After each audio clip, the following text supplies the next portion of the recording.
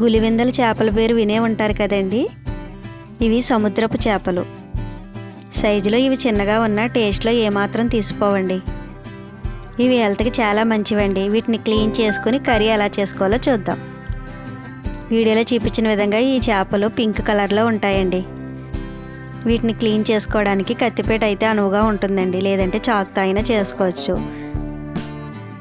వీటి రెక్కల్ని కట్ చేసుకొని తర్వాత తలను తీసుకోండి. అందులో వేస్ట్ని మొత్తాన్ని తీసివేసి వీడియోలో చూపిస్తున్న విధంగా చేపని కత్తిపీటకేసి రఫ్ చేస్తే పులుసు అంతా వస్తుందండి. ఇలా చేపలన్నిటిని క్లీన్ చేసిన తర్వాత కళ్ళుప్పుని తీసుకొని చేపల మీద వేసుకొని వీడియోలో చూపిస్తున్న విధంగా చేపలను బాగా రఫ్ చేసుకొని కడుక్కోవాలి. ఈ విధంగా చేయడం వల్ల చేపలకున్న పులుసు జిడ్డు పూర్తిగా పోతుందండి. 1 టీ స్పూన్ జీలకర్ర, 1 టీ స్పూన్ ధనియాలను వేయించుకొని రోట్లో వేసుకొని దంచుకోండి.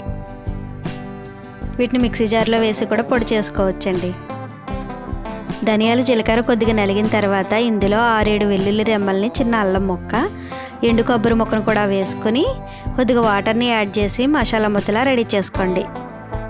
ఏ చేపలైనా సరే ఇలా మసాలాను మనం నూరుకుని వండుకుంటే కర్రీ టేస్ట్ చాలా బాగుంటుందండి. రోట్లో 2 మీడియం సైజ్ ఉల్లిపాయలని కట్ చేసుకుని వేసుకుని వీటిని కూడా కుమ్ముకోండి. ఉల్లిపాయ ముక్కల్ని మిక్సీలో ఆడినట్టుగా మెత్తగా పేస్ట్ చేయకండి. వీడియోలో చూపించిన విధంగా ఈ మాత్రం నలిగితే సరిపోతుందండి. క్లీన్ చేసుకున్న చేపల్ని కర్రీ వండుకునే గిన్నెలోకి వేసుకోండి. చేపలు ఉప్పు కారాలను వేసుకుని ఉప్పు కారాలు చేపలకు పట్టేటట్టు కలుపుకోండి. మనం రెడీ చేసుకున్న ఆనియన్ పేస్టు, రెడీ చేసుకున్న మసాలా ముద్దలోంచి సగం వరకు వేసుకోండి. ఇందులో 1/2 టీ స్పూన్ పసుపును కూడా వేసుకోండి. ఇందులోనే టమాటాను తీసుకొని చేతితో స్మాష్ చేసుకొని వేసుకోండి. కట్ చేసుకున్న 4-5 పచ్చిమిర్చిని కూడా వేసుకోండి. ఇప్పుడు నానబెట్టుకున్న పులుపుకు తగ్గట్టుగా వాటర్ని యాడ్ చేసుకొని పులుసును వేసుకోండి. ఇందులో కర్రీకి సరిపడిన ఆయిల్ని వేసుకొని కట్ చేసుకున్న బెండకాయ ముక్కలను కూడా వేసుకోండి. సముద్రపు చేపలు ఇలా బెండకాయలు వేసుకోవడం వల్ల టేస్ట్ చాలా బాగుంటుందండి.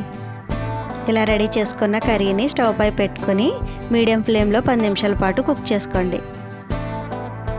కర్రీ 10 నిమిషాలు ఉడికిన తర్వాత ఇందులో మసాలా ముద్దను కొంచెం వేసుకొని ఒకసారి బాగా కలుపుకోండి. చివరిగా కొత్తిమీరని యాడ్ చేసుకుని స్టవ్ ఆఫ్ చేసుకోండి.